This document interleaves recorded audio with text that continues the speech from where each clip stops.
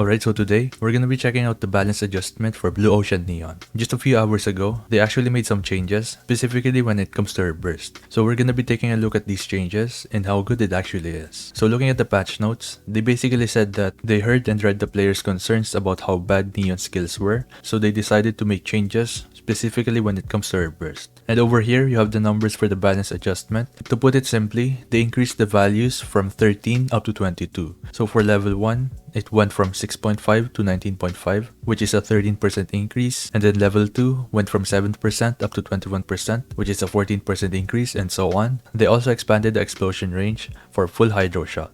And they specifically said that it's now able to hit all the parts after casting burst skill when going up against Nihilister. So if we will go by that, then this is actually huge, because not only will it make her a really good pick for Nihilister, it will also make her a better unit against stages with high enemy density. Because when you take a look at full hydro shot, the value that they actually buffed is the first one, so the main damage percent that this weapon is dealing. And unfortunately, they kept the original value for the additional damage against fire type enemies. So now, let's actually take a look at how good she is when she uses her burst. Because if you have seen my last Blue Ocean Neon video, I actually recommended that you use her without using her burst. Because during that time, her burst actually scaled so low that you are better off using her normal attacks. So now let's take a look at how good she actually is with the current buffs.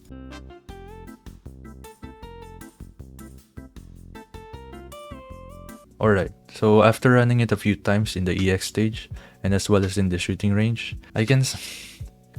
all I can say is that I'm a bit underwhelmed. Yeah, the values look insane because from level 1 you get a 14% increase all the way up to level 10. The level 10 burst is actually getting a 22% increase, which is huge. But the thing is that it's still very low. I want to bring up the same point that I mentioned in my previous video, which is that you are still better off using her normal attacks because 5.57% can easily overpower even a 22% increase in damage. Because take this for example, within a 7-second time frame, she will be shooting 10 bullets, and those bullets will deal 24% of her final attack. And how many bullets does she need to shoot to deal 240% damage? She only needs to shoot 43 bullets to get the amount of damage she's dealing with her burst. And I know some people will be like, oh, but her burst is AoE, it's gonna deal way more damage. Yes, in AoE situations, it's gonna be good, but the thing is that when you take a look at her full kit, the only problem is not her burst, it's actually the rest of her skills. Because yes, you can use her burst and deal a ton of AoE, but you will not get any value from her skill 1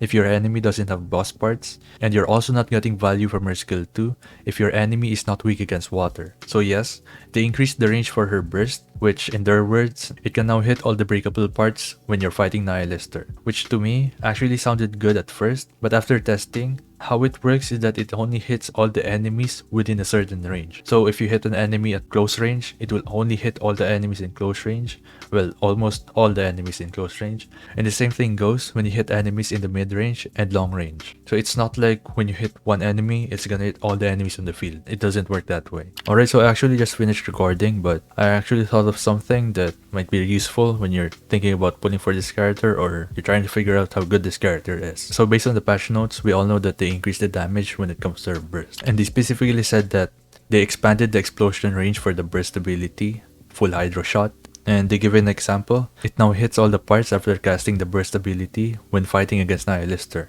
So I was thinking that, does it really matter in the first place? Because when you're talking about boss parts, I really think that it's better to burst down one boss part instead of trying to damage all the boss parts all at once. And considering that this is Blue Ocean Neon's burst ability, when you use your burst, all your allies will be attacking the same area. Alright, so take a look at this. The 4 breakable parts for Nihilister, at least for the first phase, are her legs, so the one on the left and right, and then her 2 guns. So if you want to hit all these parts, you're going to aim at the center. And that is not optimal when you're using her burst, because whenever you use your burst, all your allies will be aiming at the same spot. So do you see how that is not optimal?